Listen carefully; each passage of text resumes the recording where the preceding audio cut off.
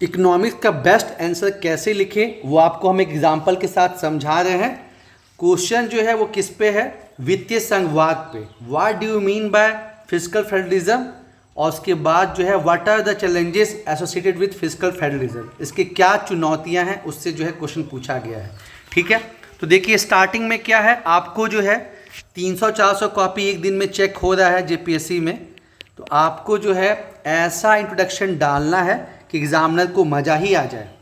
तो India strength lies in its state, fiscal federalism must empower them to drive growth and innovation, ये नीति आयोग का statement है।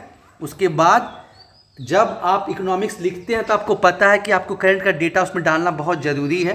Finance minister Nirmala Sitharaman present the union budget focusing on विकसित Bharat theme रहा through fiscal federalism, the budget allocate इतना जो है for this. उसके बाद क्या, व्हाट, जैसे आंसर का डायमेंशन क्या क्या होता है, 6 अलग अलग डायमेंशन है। व्हाट, वाई, फिर वो उसको थोड़ा एक्सप्लेन करते हैं प्रोसेस को कि क्या चीज़ है। उसके बाद आपका उसका प्लस, उसका माइनस, वे फॉरवर्ड, और फिर जो है कंक्लूजन। ये 6 डायमेंशन जो है वो आंसर में ढूंढना रहता है।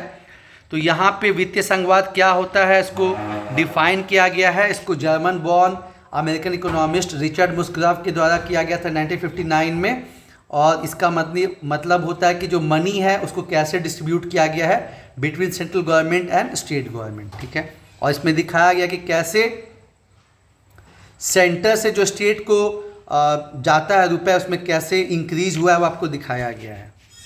उसके बाद इसको समझना है कि इसमें जो है क्या क्या डिफरेंट टाइप्स होते हैं। तो वर्टिकल फिस्कल रिलेशन हो गया जो यूनियन और स्टेट के बीच में होता है, इसको बोलते हैं वर्टिकल डिवोल्यूशन। ठीक है, फिर एक आपका होता है हॉरिजॉन्टल जो स्टेट के बीच में डिस्ट्रीब्यूट होता है।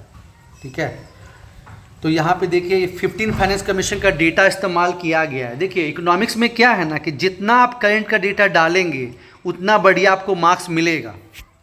तो सेंटर से जो है 41% जो है ट्रांसफ़र किया गया, और फिर क्या बेसिस रहा उसका, उसको यहाँ पे डिस्कस किया गया है। ठीक है, इनकम डिस्टेंस सबसे बड़ा पैरामीटर रहा, फिर पॉपुलेशन, एरिया, ये सब जो है बताया गया है। उसके बाद इंस्टीट्यूशनल मैकेनिज्म क्या है, तो फाइनेंस कमीशन के थ्रू जाता है सेंटर से स्टेट के पास। प्लानिंग कमीशन तो अब नहीं है, रिप्लेस हो गया नीति आयोग, और ये मतलब अब ना के बराबर है। फिर जीएसटी काउंसिल सजेस्ट करती है। अब देखिए क्या होता है और क्यों ज़रूरी है, क्या और क्यों। तो इससे जो है कोऑपरेटिव फेडरलिज्म को बढ़ावा मिलता है, इनइक्वालिटी घटती है, लोकल गवर्नमेंट एम्पावर होता है। जैसे कि हम जानते हैं कि कैसे 15 फाइनेंस कमीशन जो है वो सीधे एलोकेशन करी है पंचायती को, म्यूनसिपैलिटी को। उसके बाद स्टेट को भी फाइनेंशियल फ्रीडम मिलता है, बैलेंस ग्रोथ होता है। ये सब इसका ऑब्जेक्टिव हो गया, क्या और क्यों। और जाहिर सी बात है कि अगर आप वित्तीय संघवाद दिखा रहे हैं तो आपको सरकार को कहाँ से पैसे आए, सरकार के कहाँ रुपए खर्च हो रहे हैं, राजस्व और व्यय को दिखाना ही दिखाना होगा। ग्राफ को देखिए, ग्राफ, पाई चार्ट, ये सब आपको दिखाने होंगे, तभी जो है बढ़िया मार्क्स मिलेगा दोस्तों। उसके बाद संवैधानिक प्रावधान क्या है। ठीक है, तो सेंटर स्टेट का जो पार्ट 11 में उसमें लेजिस्लेचर और एग्जीक्यूटिव का है, और पार्ट 12 में जो है वो फाइनेंस का है। ठीक है, ये नहीं भी बताते तो कोई दिक्कत का बात नहीं, लेकिन ये वाला बताना ज़रूरी है। होता है ना कि पॉलिटी में जब पूछे तो उसमें दिखा दीजिए, इकोनॉमिक्स पूछा है तो आप इकोनॉमिक्स का एंगल ज़्यादा दिखाइए।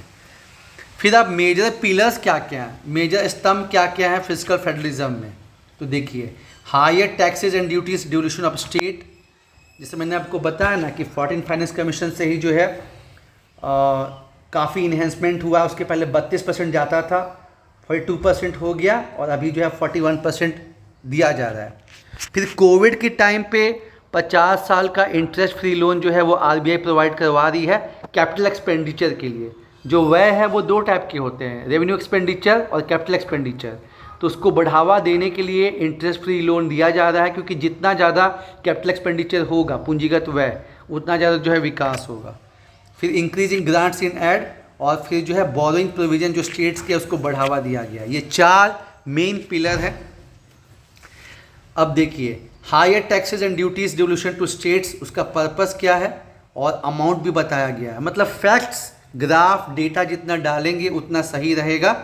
तो 2025-26 में बढ़ के ये 14.2 लाख करोड़ हो गया है, 10.5% का इंक्रीज है। फिर जैसे मैंने बताया कि राज्यों को 50 साल के लिए इंटरेस्ट फ्री लोन दिया जा रहा है, 25-26 के लिए इतना दिया गया है। फिर जो ग्रांट अनुदान दिया जाता है उसमें भी जो है इंक्रीज देखा गया है। और फिर जो बोरोइंग कैपेसिटी है उसको भी बढ़ाया गया है बोरोइंग कैपेसिटी को। उसके बाद सेंटर क्या क्या इनिशिएटिव ली है फिजिकल फेडरलिज्म के लिए, तो फाइनेंस कमीशन का जो ट्रांसफ़र है वो, सेंट्रल स्पॉन्सर्ड स्कीम है वो, और यहाँ मेन स्कीम का जो है डेटा डाला गया है। और फिर SDRF हो गया, परफॉर्मेंस बेस्ड ग्रांट हो गया, क्योंकि जो 15 फाइनेंस कमीशन है वो कौन सा कुछ ग्रांट जो है वो परफॉर्मेंस के बेसिस पे दी है। उसके बाद आपका बोरोइंग एंड फिजिकल डेफिसिट हो गया। फिर झारखंड के कॉन्टेक्स्ट में, चूँकि आप JPSC का एग्ज़ाम दे रहे हैं और ये सभी लोग कहते हैं जो जिनका भी सिलेक्शन होता है कि जब आप स्टेट का एग्ज़ाम देते हैं तो आपको जो है स्टेट पर्सपेक्टिव में लिखना बहुत ज़रूरी है। तो अभी हाल ही में जो आपको लिक्वर है उसमें प्राइवेटाइजेशन किया गया है, नई पॉलिसी आई है। उसके बाद FRBM कंपाइलेंस, उसके बारे में जिक्र किया गया है।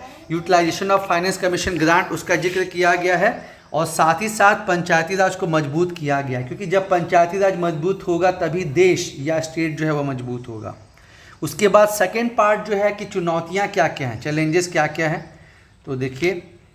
और आपको जो है केवल कंटेंट से नहीं, आपका जो है प्रेजेंटेशन भी जो है स्ट्रांग होना चाहिए, जो है आपका जो है प्रेजेंटेशन भी स्ट्रांग होना चाहिए। तो vertical physical imbalance, according to RBI the union collect 62% of the total revenue, जबकि स्टेट को जो है 60% स्पेंडिंग करना होता है। तो यहाँ मिसमैच है, स्टेट जो है डिपेंडेंट है। साथ ही साथ आपको पता ही होगा कि जैसे कि 42% बोला गया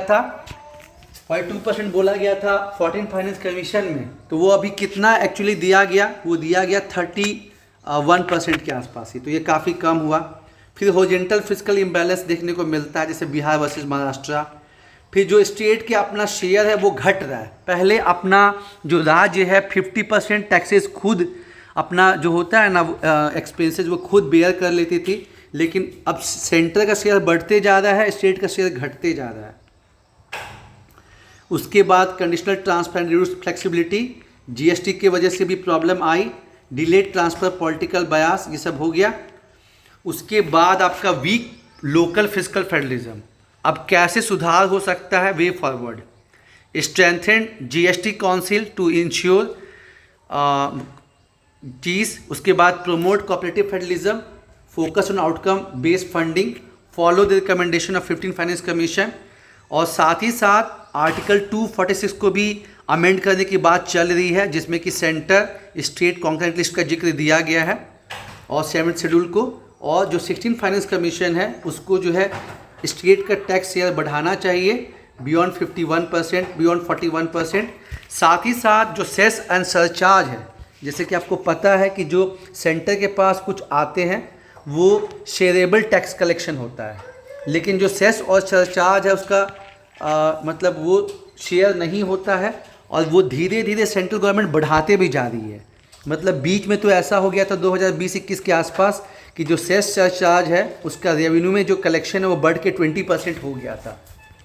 तो इसको ध्यान देना है दोस्तों। और फाइनली जो है कंक्लूजन कि जो इंडियाज़ का फिजिकल फेडरलिज्म है वो अंडर स्ट्रेन है due to imbalances and reduce autonomy for states, while the जो अभी का बजट है वो शो करता है इंटेंट टूवर्ड इंक्रीज ट्रांसफ़र।